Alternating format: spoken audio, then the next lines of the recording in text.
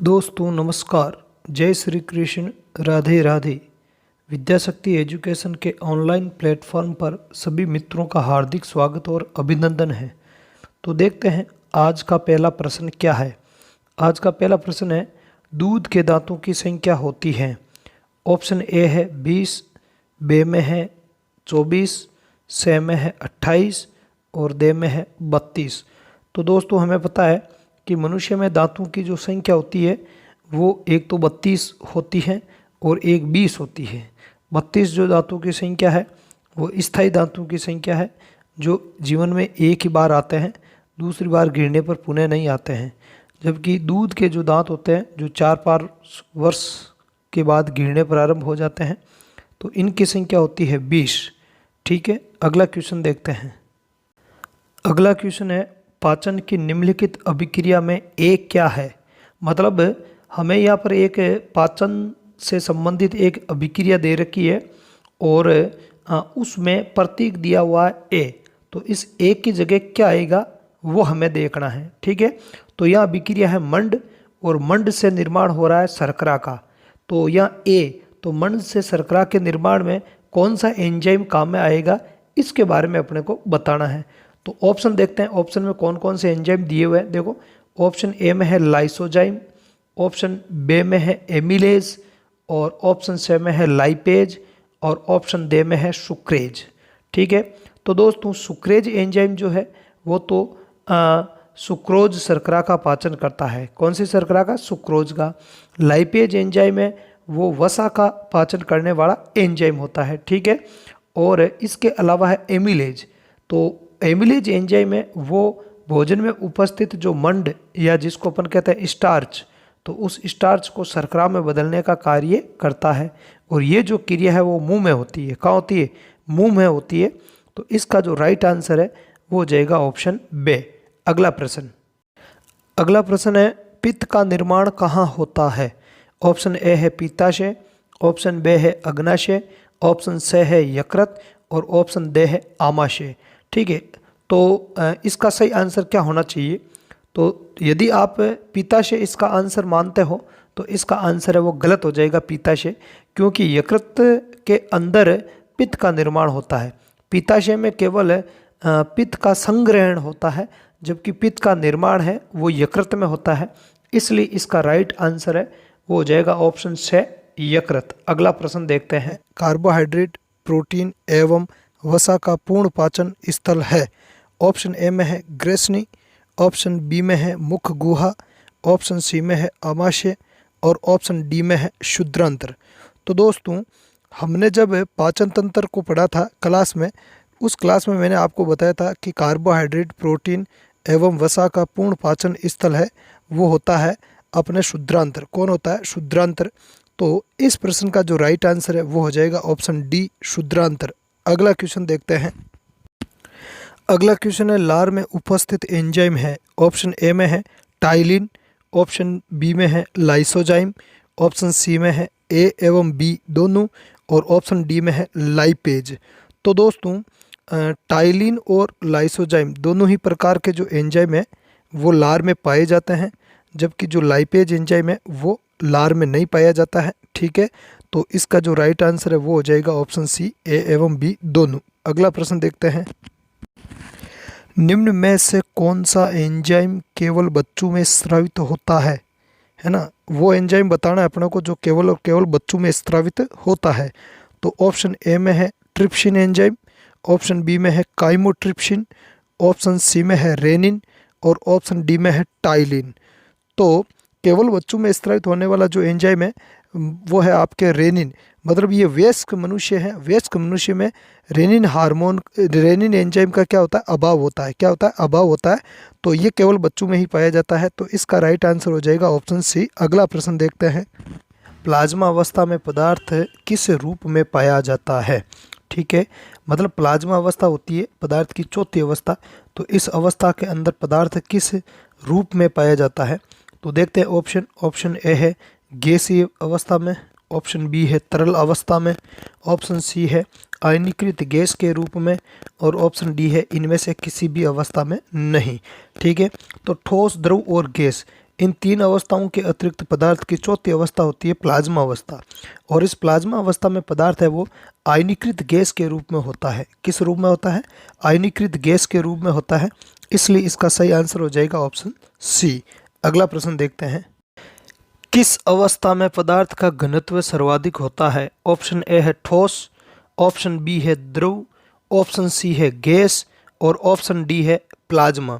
तो दोस्तों घनत्व क्या होता है? इस सरल शब्दों में आप समझो तो घनत्व का मतलब ये होता है कि कणों का पास पास में होना। जिस पदार्थ की अवस्था में कण जितने पास पास में होते हैं उस अवस्था में पदार्थ का घनत्व है वो उतना ही अधिक होता है। ठीक है, जब हमने क्लास में पढ़ा था, ठीक है, तो उस क्लास में मैंने आपको बताया था कि ठोस अवस्था में पदार्थ के कण है वो पास पास में होते हैं, अत्यधिक पास पास में होता है, जबकि द्रव अवस्था में पदार्थ के कण है वो ठोस द्रव की तुलना में अधिक दूर दूर होते हैं।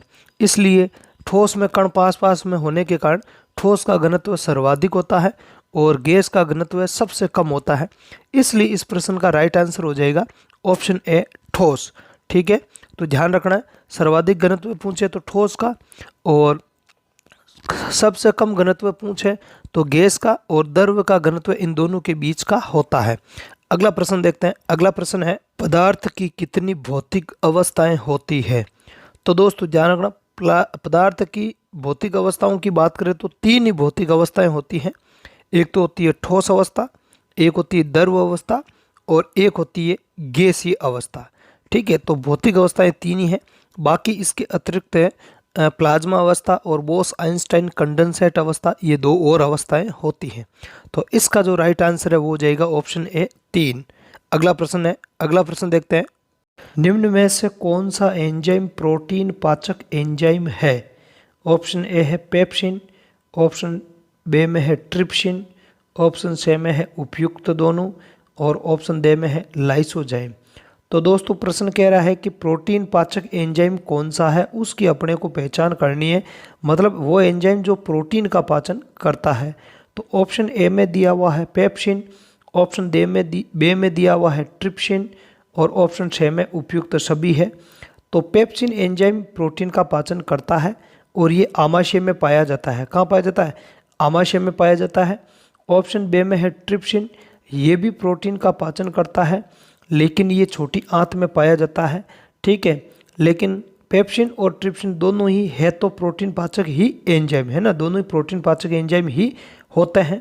तो उपयुक्त दोनों है वो इसका राइट आंसर हो जाएगा। ठीक है, अगला प्रश्न अपन देखते हैं। अगला प्रश्न है, वसा की बड़ी बड़ी गोलिकाओं को छोटी छोटी गोलिकाओं में बदलने की प्रक्रिया क्या कहलाती है? ऑप्शन ए है पाइसीकरण, ऑप्शन बी है स्वांगीकरण, ऑप्शन सी है विक्षेपण और ऑप्शन डी में है अवशोषण। तो दोस्तों वसा की जो बड़ी बड़ी गोलिकाएं होती हैं उनको या बड़ी गोलिकाओं को छोटी छोटी गोलिकाओं में बदलने की प्रक्रिया क्या कहलाती है, इसके बारे में हमने जब भोजन के पाचन की प्रक्रिया पढ़ी थी तो उसमें मैंने आपको डिटेल से बताया था। ठीक है, पित्त लवण है वो वसा की बड़ी बड़ी जो गोलिकाएं होती हैं उन गोलिकाओं को छोटी छोटी गोलिकाओं में बदल देते हैं। ठीक है, ये प्रक्रिया क्या कहलाती है? पायशीकरण कहलाती है। तो इसके बारे में मैंने आपको पहले की जो क्लास हैं उनमें अच्छे से बताया था। तो इसका जो राइट आंसर है वो हो जाएगा ऑप्शन ए पायशीकरण। क्या हो जाएगा? पायशीकरण, अर्थात वसा की बड़ी बड़ी गोलिकाओं को छोटी छोटी गोलिकाओं में बदलने की जो प्रक्रिया है उसको क्या बोलते हैं? पायशीकरण कहा जाता है। अवस्था परिवर्तन के दौरान कौन सी भौतिक राशि स्थिर रहती है? ऑप्शन ए आयतन, ऑप्शन बी आकार, ऑप्शन सी तापमान और ऑप्शन डी इनमें से सभी। तो अवस्था परिवर्तन के दौरान मैंने बताया था कि जो हमारे द्वारा दी गई ऊष्मा है वो गुप्त ऊष्मा के रूप में चली जाती है, इसलिए तापमान में कोई परिवर्तन नहीं होता है। जैसे आप बर्फ़ है, बर्फ़ को गर्म करोगे और द्रव अवस्था में बदलोगे तो 0 डिग्री सेंटीग्रेड तापमान पर ही ये पूरी प्रक्रिया होगी, उसका तापमान बढ़ेगा नहीं।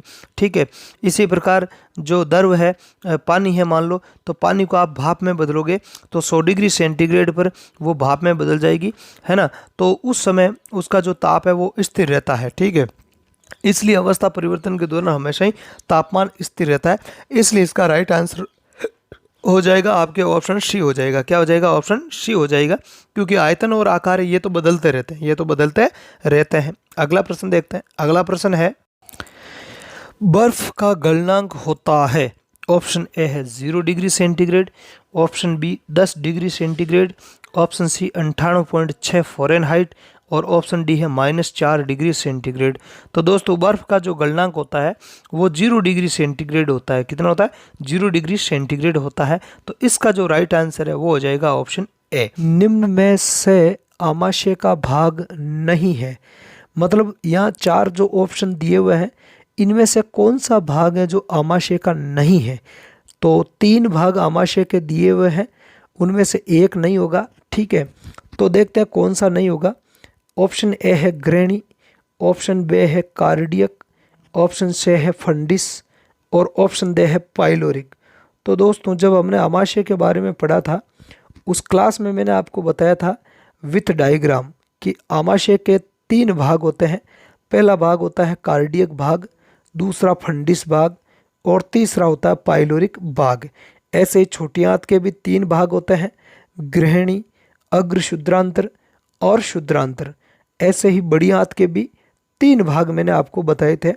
तो यहाँ पर जो ग्रहणी है वो छोटी आंत का पहला भाग है, जबकि कार्डियक, फंडिस और पाइलोरिक भाग जो है वो आमाशय के ही भाग हैं। इसलिए इसका राइट आंसर हो जाएगा ऑप्शन ए ग्रहणी। अगला प्रश्न देखते हैं। पचित भोजन का पूर्ण अवशोषण किस भाग में होता है? मतलब भोजन का पूर्ण पाचन होने के पश्चात उसका अवशोषण होता है। ये हमने पढ़ा था क्लास में। यदि वो क्लास आपने नहीं देखी है तो बायोलॉजी की प्लेलिस्ट में जाकर वो क्लास आप जरूर देख लेवे। पाचन के पश्चात अवशोषण होता है। यहाँ पर पूछा जा रहा है कि पचित भोजन का पूर्ण अवशोषण है वो किस भाग में होता है? ऑप्शन दिए हुए हैं। ऑप्शन ए में है ग्रहणी में, ऑप्शन बी में है अग्र शुद्रांतर में, ऑप्शन सी में है शुद्रांतर में और ऑप्शन डी में है आमाशय में। तो उस क्लास में मैंने आपको बताया था पचित भोजन का पूर्ण जो अवशोषण है वो शुद्रांतर में होता है। शुद्रांतर में रसांकुर पाए जाते हैं। क्या पाए जाते हैं? अंगुली समान प्रवर्ध रसांकुर, जो अवशोषण में मदद करते हैं और भोजन का पूर्ण अवशोषण है वो वहाँ पर हो जाता है। तो इसका राइट आंसर हो जाएगा ऑप्शन सी, शुद्रांतर में है। अगला प्रश्न देखते हैं। अगला प्रश्न है, मानव दांतों की विशेषता है। ऑप्शन ए है विषमदंती, ऑप्शन बी में है घृतदंती, ऑप्शन सी में है द्विबार दंती और ऑप्शन डी में है उपर्युक्त सभी। तो मानव के दांतों की ये तीनों ही विशेषताएं होती हैं। विषमदंती होते हैं, मतलब हमारे दांत अलग अलग प्रकार के होते हैं, और ये मैंने आपको बताया भी था जब हमने मुख के बारे में पढ़ा था क्लास में। विषमदंती का मतलब है कि हमारे दांत अलग अलग प्रकार के होते हैं। 4 प्रकार के मनुष्य में दांत होते हैं, है ना। कृतनक, रदनक, अग्रचूर्णक और चोरणक। अंग्रेजी में बोलते हैं इनको इंसाइनर, केनाइन, प्रीमोलर और मोलर। दूसरा है घृतदंती। तो मनुष्य के दांत होते हैं वो मसूड़ों में स्थित, गड्ढों में स्थित होते हैं। ऐसे दांतों को घृतदंती कहते हैं। तो ये भी मनुष्य के दांतों की विशेषता होती है। और ऑप्शन सी में है द्विबार दंती। हमारे अंदर दांत है वो 2 बार आते हैं। एक बार दूध के दांत आते हैं जो स्थायी दांत कहलाते हैं। इनके गिरने के पश्चात स्थायी दांत आते हैं। तो कहने का मतलब ये है कि मानव दांतों की जो ए, बे और से तीनों में जो विशेषताएं दे रखी है वो तीनों ही की तीनों विशेषताएं मनुष्य के दांतों की ही होती है। इसलिए इसका राइट आंसर हो जाएगा ऑप्शन दे, उपर्युक्त सभी। अगला प्रश्न देखते हैं। अगला प्रश्न है, निम्न में से कौन सी ग्रंथि या ग्रंथियां भोजन के पाचन में सहायक है? ठीक है, ऑप्शन ए है लार ग्रंथियां, ऑप्शन बी में है यकृत ग्रंथि, ऑप्शन सी में है अग्नाशय ग्रंथि और ऑप्शन डी में है उपर्युक्त सभी। तो दोस्तों भोजन के पाचन में लार ग्रंथि भी सहायक होती है, इससे लार स्रावित होती है जो भोजन के पाचन में सहायक होती है।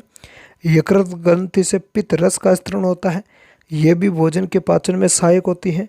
और अग्नाशय ग्रंथि से अग्नाशय रस का स्त्रण होता है जिसमें विभिन्न प्रकार के एंजाइम जैसे ट्रिप्सिन है, इस प्रकार के एंजाइम वो पाए जाते हैं, वो भोजन का पाचन करते हैं।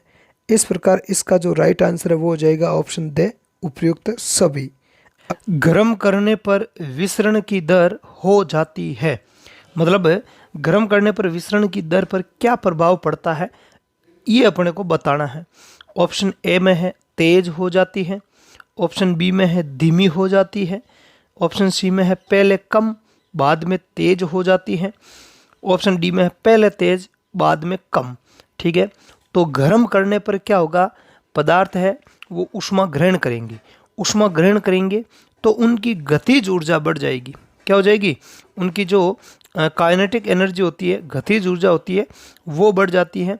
और उसके बढ़ने से जो विसरण की दर है वो भी बढ़ जाती है, क्योंकि कण जल्दी जल्दी फैलेंगे ना, गति होगी तो कणों की स्पीड बढ़ जाएगी, है ना।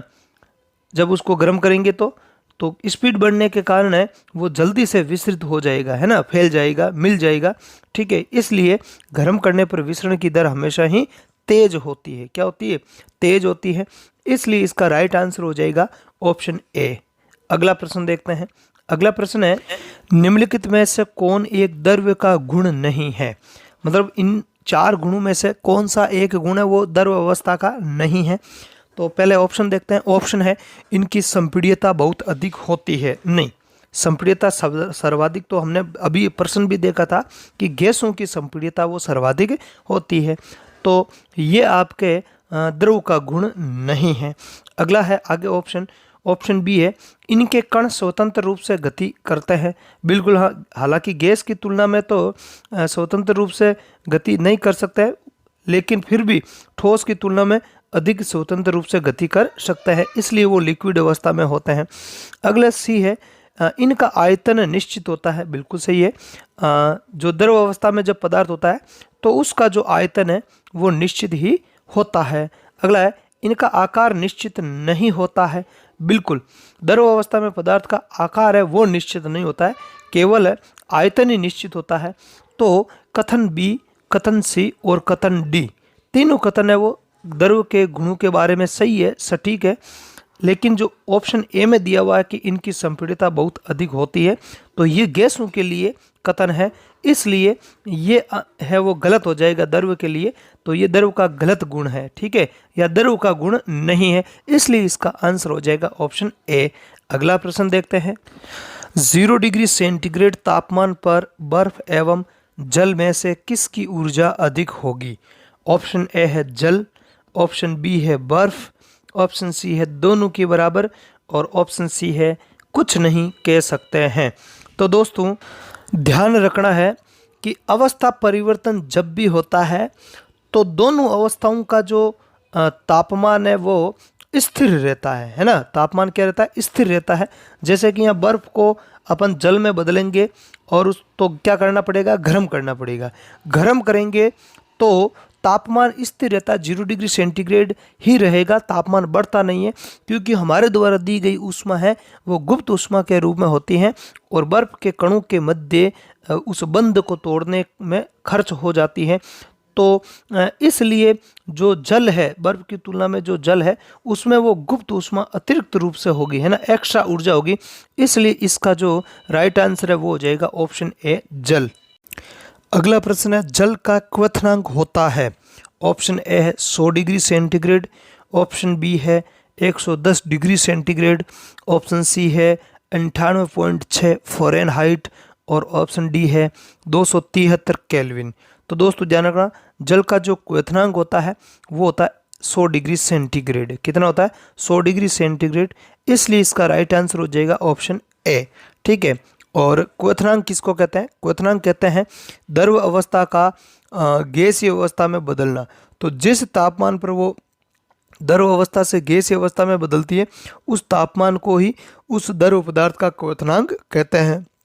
तो जो जल है, जल आपके 100 डिग्री सेंटीग्रेड पर गैसीय अवस्था में या भाप में बदल जाएगा, इसलिए जल का जो क्वथनांक है वो 100 डिग्री सेंटीग्रेड होगा। अगला प्रश्न देखें। अगला प्रश्न है, पदार्थ की फोर्थ अवस्था का क्या नाम है।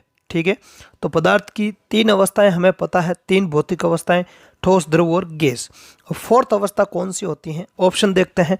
ऑप्शन ए है संतृप्त अवस्था, ऑप्शन बी है असंतृप्त अवस्था, ऑप्शन सी है बोस आइंस्टीन कंडेंसेट अवस्था और ऑप्शन डी है प्लाज्मा अवस्था। तो दोस्तों पदार्थ की 3 अवस्थाएं होती हैं जिनको अपन भौतिक अवस्थाएं कहते हैं, और वो होती है ठोस, द्रव और गैस। इसके अतिरिक्त पदार्थ की 2 और अवस्थाएं भी बताई है वैज्ञानिकों ने। 4थी अवस्था है वो है आपके प्लाज्मा अवस्था, और 5वीं अवस्था है वो है बोस आइंस्टीन कंडेंसेट अवस्था। तो इस प्रश्न का राइट आंसर हो जाएगा ऑप्शन डी, प्लाज्मा अवस्था।